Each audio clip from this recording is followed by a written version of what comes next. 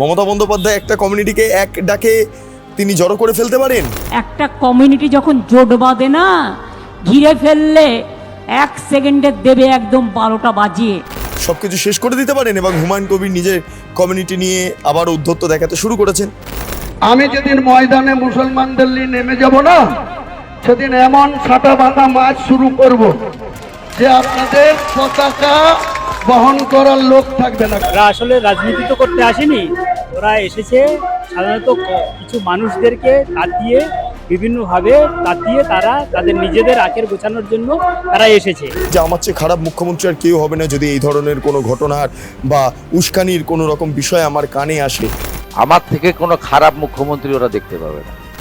আর হুমায়ুন কবির যে সেটা ভেঙে দেওয়ার কথা বলছেন, আজকে যদি হুমায়ুন কবিরের জন্য কোনো রকম কোনো অপ্রীতিকর ঘটনা এই মালদা মুর্শিদাবাদ বা এই চত্বরে ঘটে, তার দায় হুমায়ুন কবির নেবেন তো?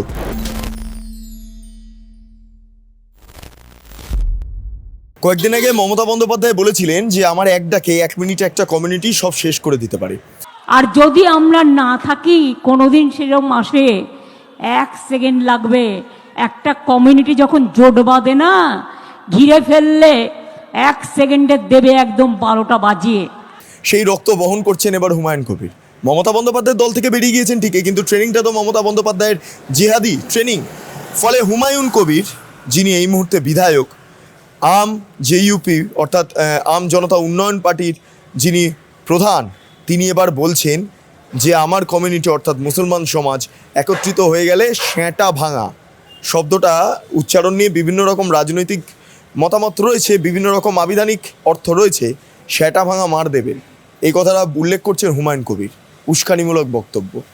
আবার হুমায়ুন কবির শিরোনামে একবার বলেছিলেন না হিন্দুদের ভাগীরথীতে ভাসিয়ে দেওয়া হবে, এবার বলছেন বিজেপিকে সেঁটা ভাঙা মার দেওয়া হবে একটা কমিউনিটি মিলে। অর্থাৎ আবারও মুসলমান যে সাম্রাজ্যবাদ, ইসলামিক সাম্রাজ্যবাদ মুর্শিদাবাদে হওয়ার কথা, সেই বিষয়টাকে উত্থাপন করলেন হুমায়ুন কবির। কি বললেন একবার শুনে নিন।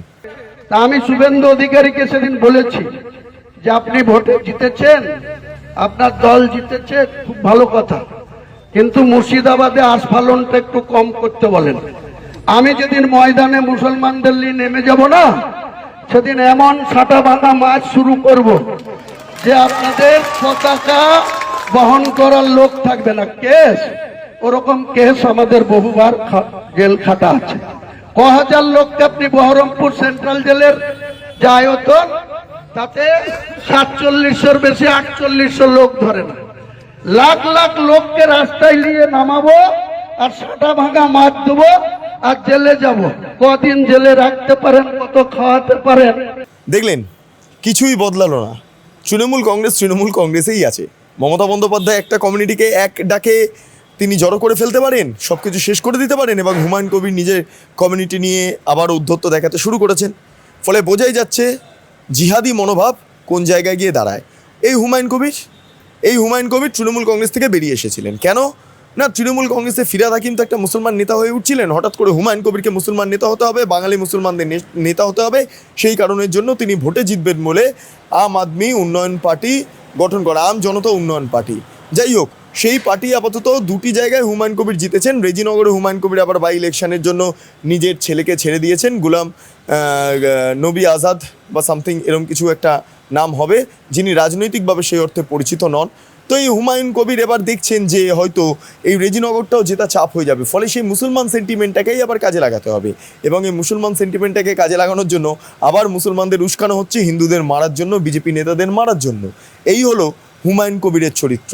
ওনার দৃষ্টিভঙ্গি নিয়ে বলেছেন, হ্যাঁ, উনি একজন রাজনৈতিক ব্যক্তিত্ব, ঠিক আছে, উনি রাজনৈতিক ব্যক্তিত্ব, রাজনীতি ভালো বোঝেন, সুতরাং উনি কখন কি কথা বলতে হবে সেটা ওনার চিন্তা ভাবনা নিয়ে উনি বলেছেন। কিন্তু বারবার একটা সম্প্রদায়কে নিয়ে নেওয়ার কথা বলেন। ওটা ওনার ব্যাপার। আমার মনে হয় এটা গুরুত্ব না দেওয়াই ভালো। আপনারা কি আতঙ্কিত, মানে এই যে ধরনের উনি মানে সরাসরি হুমকি? না, কখনো আমাদের মুর্শিদাবাদে আমরা হিন্দুরা এবং মুসলমানরা যারা জাতীয়তাবাদী মুসলমান বহুদিন যাবৎ আছে, সুতরাং এখানে সেই রকম ধরনের কোনো ঘটনা ঘটেনি। কিছু ঘটনা যেগুলো ঘটেছে এটা রাজনৈতিক লাভের জন্য রাজনৈতিক নেতারা এই কাজ করছেন, এর সঙ্গে কোনো সম্পর্কই হতে পারে না। দেখুন, এটা তো একটা খুবই প্রতিহিংসামূলক এবং উস্কানিমূলক একটা মন্তব্য।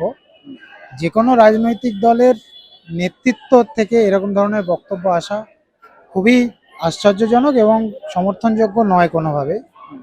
সে হুমায়ুন কবির বলুক বা রাজ্যের কোনো মন্ত্রী, ক্ষমতাসীন বিজেপির কোনো নেতা বা কোনো বিরোধী দলের নেতাও যদি কথা বলে থাকেন, এটা কোনোভাবেই কাঙ্ক্ষিত নয়। এটা পশ্চিমবঙ্গের রাজনীতির পক্ষে তো নয়, এই পশ্চিমবঙ্গের রাজনীতির পরিপন্থী। ওরা আসলে রাজনীতি তো করতে আসেনি, ওরা এসেছে সাধারণত কিছু মানুষদেরকে বিভিন্নভাবে তাতিয়ে তারা তাদের নিজেদের আখের গোছানোর জন্য তারা এসেছে। সেই জন্য তারা রাজনীতি করতে গেলে যেটা বিশেষ করে প্রয়োজন সেটা হচ্ছে যে মানুষের রুজি রুটি, মানুষ বেঁচে থাকবে কিভাবে, তাদের শিক্ষা, স্বাস্থ্য, তার উপরে ভিত্তি করেই যে রাজনীতি হয়, সেই রাজনীতি ওরা করতে আসেনি। সাম্প্রদায়িক দল তাদের একটা আলাদা ধর্মীয় চিন্তার ভিত্তিতে তারা থাকে এবং তারা মূলত ধর্মীয় ভিত্তিক রাজনীতি করে। এটা সম্পূর্ণ ধর্মীয় উস্কানিমূলক বক্তব্য। বাবরি মসজিদ তৈরি করে ইতিমধ্যে তিনি কতটা ইসলামিক সাম্রাজ্যবাদে বিশ্বাসী, কতটা বাবরের প্রতি তার আস্থা রয়েছে, বিশ্বাস রয়েছে, মুঘল সাম্রাজ্যের প্রতি কতটা তার আস্থা রয়েছে, বিশ্বাস রয়েছে, সেটা তিনি প্রমাণিত করেছেন। এবার বাবরি মসজিদ ধীরে ধীরে যখন তৈরি হচ্ছে, তখন হুমায়ুন কবির এই ধরনের কথা বলে তিনি প্রমাণ করছেন যে তিনি এবার মুসলমানদের মসিহা হিসাবে হিন্দু নিধনের ক্ষেত্রে আবারও গুরুত্বপূর্ণ ভূমিকা পালন করবেন। এই মুর্শিদাবাদ বিভিন্ন সময় রাজনৈতিকভাবে সংবাদ শিরোনামে উঠে এসেছে। রাজনৈতিকভাবে সংবাদ শিরোনামে বিভিন্ন সময় সাম্প্রদায়িক অশান্তি তৈরি হয়েছে, সেখানে হিন্দুদের বাড়ি পোড়ানো হয়েছে, দোকান পোড়ানো হয়েছে, প্রচুর হিন্দুরা তারা পালিয়ে গিয়েছেন ঝাড়খণ্ডে। এমন পরিস্থিতি, এবং তাতে মমতা বন্দ্যোপাধ্যায়ের পুলিশ রীতিমতো নীরব ছিল। হুমায়ুন কবিরের আস্পর্ধা একবার শুনুন। বলছেন মুখ্যমন্ত্রীকে, নাকি শুভেন্দু অধিকারীকে বলছেন যে আপনার লোকজনকে বলে দেবেন একটু ঠিকঠাক থাকতে, ঠিক আছে, এইসব নাকি মুখ্যমন্ত্রীকে বলেছেন। শুভেন্দু অধিকারীর সামনে হুমায়ুন কবির এই কথা কবে বলেছেন জানানি, তবে এই কথা বলার মতো হুমায়ুন কবিরের সাহস নেই বিধানসভার অভ্যন্তরে, অন্তত মুখ্যমন্ত্রীকে বলার মতো সাহস নেই। হুমায়ুন কবির যেটা বলেছেন না, এই যে এই মুখ্যমন্ত্রীকে বলে দিচ্ছে অমুক করুন তমুক করুন, সামনে রাখুন, একবার শুনে নিন, ওই শব্দটুকু শুনে নিন। তা আমি শুভেন্দু অধিকারীকে সেদিন বলেছি যে আপনি ভোটে জিতেছেন, আপনার দল জিতেছে, খুব ভালো কথা, কিন্তু মুর্শিদাবাদে আস্ফালনটা একটু কম করতে বলেন। আমি যেদিন ময়দানে মুসলমানদের নিয়ে নেমে যাব না, সেদিন এমন ছাটা ভাঙা মাছ শুরু করব যে আপনাদের পতাকা বহন করার লোক থাকবে না। কেস, ওরকম কেস আমাদের বহুবার জেল খাটা আছে। আপনারা শুনলেন হুমায়ুন কবিরের বক্তব্য। আমি আপনাদের দায়িত্ব নিয়ে বলছি, মুখ্যমন্ত্রীর সামনে হুমায়ুন কবির এই ধরনের কোনো কথাই বলেননি, কোনো কথা বলেননি। বিধানসভার অভ্যন্তরে হুমায়ুন কবির একবার বক্তব্য রাখতে উঠেছিলেন, তখন সেই সময় দাঁড়িয়ে পেছন থেকে বেশ কয়েকজন বিজেপি বিধায়ক হুমায়ুন কবিরকে দাবড়িয়ে বসিয়ে দেন এবং বলেন, আপনি যে বলেছিলেন না যে ভাগীরথীতে ভাসি দেবেন, সেই বিষয়টা নিয়ে কথা বলুন। তখন হুমায়ুন কবির তুতলে যাচ্ছিলেন বিধানসভার অভ্যন্তরে, কথা বলতে পারছিলেন না, ঘাবড়ে গিয়েছিলেন। সে হুমায়ুন কবিরের সাহস নেই শুভেন্দু অধিকারীর মতো একজন কট্টর হিন্দু এবং মুখ্যমন্ত্রী, যিনি এই মুহূর্তে কট্টর পন্থা অবলম্বন করে গিয়েছেন এই সমাজ বিরোধী বা দুষ্কৃতীদের বিরুদ্ধে, বা তিনি ওপেন প্রেস কনফারেন্সেও বলেছেন যে আমার চেয়ে খারাপ মুখ্যমন্ত্রী আর কেউ হবে না যদি এই ধরনের কোনো ঘটনার বা উস্কানির কোনো রকম বিষয় আমার কানে আসে। ফলে সেই মুখ্যমন্ত্রীকে এই কথা হুমায়ুন কবির বলতে পারেন। এটা বাড়িয়ে বলছেন এই যে মুসলমান কমিউনিটি রয়েছে, যারা এখনও পর্যন্ত মসজিদ দে বিশ্বাসী, যারা এখনও পর্যন্ত পেটোতে বিশ্বাসী, যারা এখনও পর্যন্ত সোরে বিশ্বাসী, তাদেরকে মূলত ফুসলিয়ে রেজিনগরটাকে আপাতত উত্তরানোর চেষ্টা করছেন হুমায়ুন কবির। কেন জানেন? কারণ বুঝতে পেরেছেন হুমায়ুন কবির সেখানে এবার নওশাদ সিদ্দিকী যে তরফে যেই দল রয়েছে, অর্থাৎ আইএসএফের তরফে প্রতিদ্বন্দ্বিতা করতে পারেন কোনো একজন। ফলে এক্ষেত্রে দাঁড়িয়ে বাই চান্স যদি হুমায়ুন কবিরের থেকে বিষয়টা ঘুরে যায়, রেজিনগর থেকে বিষয়টা ঘুরে যায়, নওশাদ সিদ্দিকী যদি জিতে যান, তাহলে নওশাদ সিদ্দিকীর যে পার্টি রয়েছে আইএসএফ, তাদের সিম্বল বিধানসভার এবং ইলেকশন কমিশনের রিজার্ভ হবে।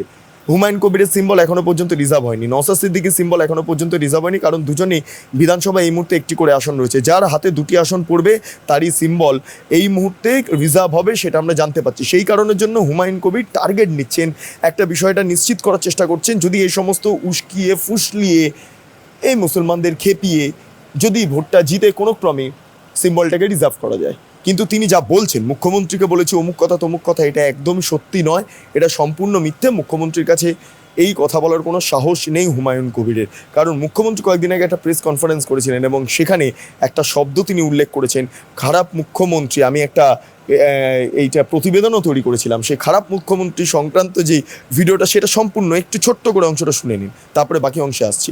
এই আইন শৃঙ্খলা মানে ওই ধুলিয়ান, শামশেরগঞ্জ, মোথাবাড়ি, বেলডাঙ্গা মডেলের কথা বলছেন সম্ভবত।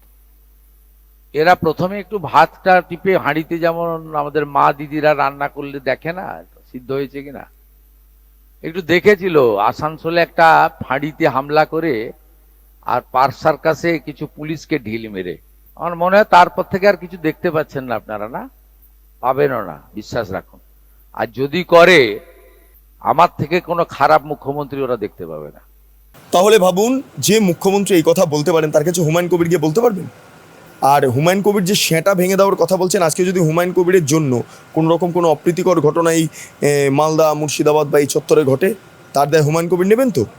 আর আমি যতটুকু মুখ্যমন্ত্রীকে চিনি, যতটুকু তার বক্তব্য শুনেছি, হুমায়ুন কবিরের পাল্টা সেঁটা গরম না হয়ে যায় সেটা এখন দেখার বিষয় রয়েছে।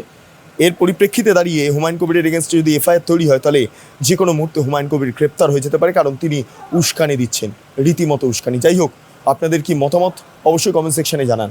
তৃণমূল যা ছেড়ে গিয়েছিল সেই উচ্ছিষ্টদের জন্য আবার নতুন করে সূত্রপাত ঘটছে সাম্প্রদায়িক অশান্তির, সেটা কি আপনারা রুখবেন না এইটার ওপর কান দেবেন, সেটা সম্পূর্ণটাই আপনাদের ওপর বর্তায়। যাই হোক, আপনাদের কি মতামত সেটাই বললাম, আপনারা কমেন্ট সেকশনে জানান।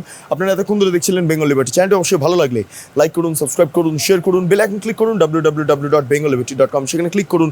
সমস্ত খবর আপনাদের জন্য সাজানো রয়েছে। পাশাপাশি আরও দুটি YouTube channel, Bengal liberty live, Bengal liberty news, সংশ্লিষ্ট দুটি ইউটিউব চ্যানেলে আপনারা প্রবেশ করুন, লাইক করুন, সাবস্ক্রাইব করুন, শেয়ার করুন, বেল আইকন ক্লিক করুন। স্বাধীন, কাঁচিন এবং গেরিলা সাংবাদিকতার পাশে দাঁড়ান। অসংখ্য ধন্যবাদ।